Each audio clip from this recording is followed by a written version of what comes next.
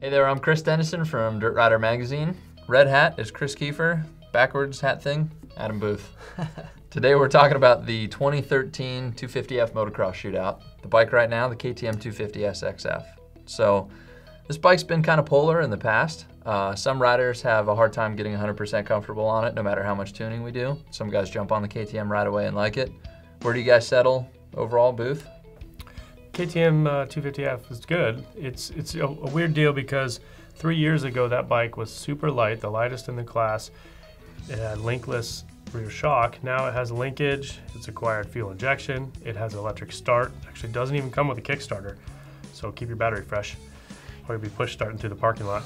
But those 3 additions and changes to the bike added a lot of weight. You add those things and it can be up to 15 pounds to an overall weight of a bike. And when you got a 250F and powers everything, that starts to rob horsepower, everything like that. So, you know, it's different now, and last year it was not the fastest bike at all, and they've done a bunch of changes, and as Kiefer will tell you, they claim 5 horsepower increase this year, and you don't really feel that. Not buying it. Bike. It's faster, yes, but 5 horsepower is a huge jump to claim from just some small case changes and stuff. So it's overall, it's a nice bike to ride. The electric start, you would think, is kind of a weird deal, like, oh, I don't need electric start on 250F, but you swing a leg over and you push the button, pretty cool. Yeah. So it's suspension works well, it's a strong motor, it likes to be revved, and Chris can talk more about the power on that thing because he loves power. Yeah, the bottom end's not so good. It's kind of smooth feeling. It's not the worst, but it builds revs slower than some other bikes, you know. And then once you're on top, it will pull a very long way. Like, it's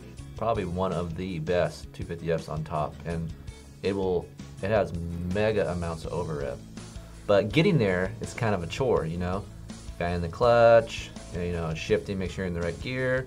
But if you know you're a hard charger and you like to ride fast up on the top, it's a really good bike. So the motor is probably could use a little bit more help off the bottom, and the weight, like Boothie said, the weight, you know, it's one of the heavier bikes in the class, which, you know, could hurt it, you know. Yeah, to me as a test rider, it doesn't seem like a full 5 horsepower increase over last year. But you can see how fast the bike is just watching one of you guys ride. You can see it accelerate and stick to the ground and everything.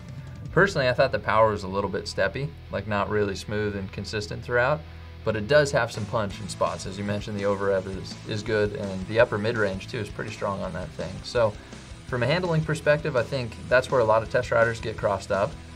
Some guys just flat out don't agree with the KTM, but dirt rider testers, you know, we'll tune, tweak, check the clickers, do whatever we can to make a bike work well. So KTM suspension, Kiefer, how do you describe that in terms of like the different tracks we rode at?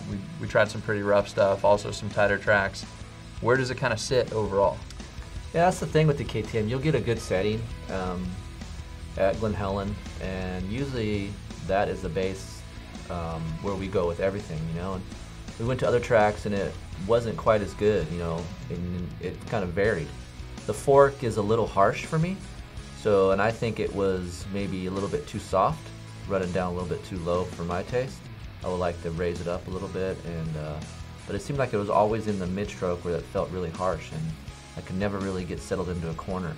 The shock actually wasn't too bad for me. I kind of liked the shock, you know, and I liked it back when it didn't have linkage. So the shock's pretty consistent.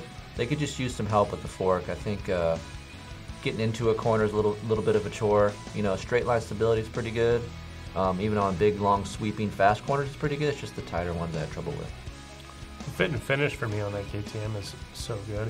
Comes with a hydraulic clutch. The brakes on KTMs are always amazing. Yeah. Just seems like every component on that bike is really high quality. Nothing gets loose or fades away or just doesn't seem to work right after time. And just from the front tire to the back tire, everything is solid. You get on the thing, and yeah, it's kind of, sometimes people refer to it as a Euro feel or a different feel than a Japanese manufacturer, but you can't argue with just how everything feels when you sit on it. It just feels quality. Yeah, I'm with you on that. I think the brakes are excellent on the thing. And in terms of the suspension, there are workarounds. A little bit slower rebound setting can take the bite out of some things if you're on like a real square edge track with a lot of bumps. There's a ton of tunability. You know, KTM offers different power parts, switchable maps and things like that. Also, you can throw an exhaust on the thing, you know, do some map tuning and really get it rolling. So as far as how it compares to the other bikes, Kiefer, do you think it's as competitive as the Cowie has a Honda, Yamaha in stock form. How do you rank it, and could you get it there if you were a racer, bought the bike? What would you do to mod it? I think it definitely is as competitive. I mean, I just think it's how you ride the bike. If you ride the bike on the upper R's, you will like it. If you're kind of a lugger and a little lazier guy, you might not like it. But then again, a motor's super easy to get good. You know, that's the easy part of building the bike, is getting the motor faster. So I think getting that handle off the bottom to mid, I think it's no problem. And like you said, the KTM Power Parts catalog is like a mega mall. I mean, you can buy suspension to a toaster. It covers everything, you know? So that's what's cool. And I also like that KTM is still developing dirt bikes. They're not stagnant. They realize some problems and they work towards the goal of solving it. There's no like 3 or 4 years with the same stuff. They always are changing. And like Boothie said, I must be getting old because I love the electric start. I'll risk the chance to push it in the parking lot. It's cool. And I get on their bikes and I'm like, oh, I gotta kick this sucker. So it was a great bike. I just think it needs a little help on the bottom to mid and maybe shave a little weight, and then it could definitely win.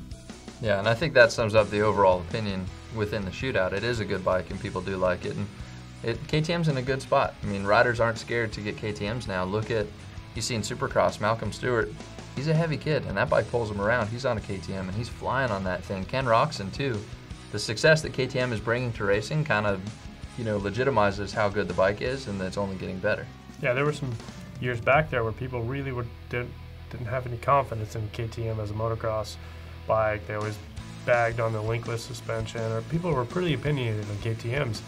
And in the last couple of years, you know, Dungey and that team have proven that they can win a motocross championship, and these bikes are perfectly good stock. You buy them, they're awesome bikes.